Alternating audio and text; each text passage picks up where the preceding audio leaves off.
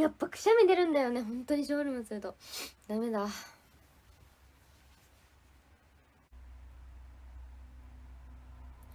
そう、ショールームしたらねマジでくしゃみ出るんですよ。これ本当にマジでびっくりするぐらい毎回出るんですよね。皆さん助けてほしい。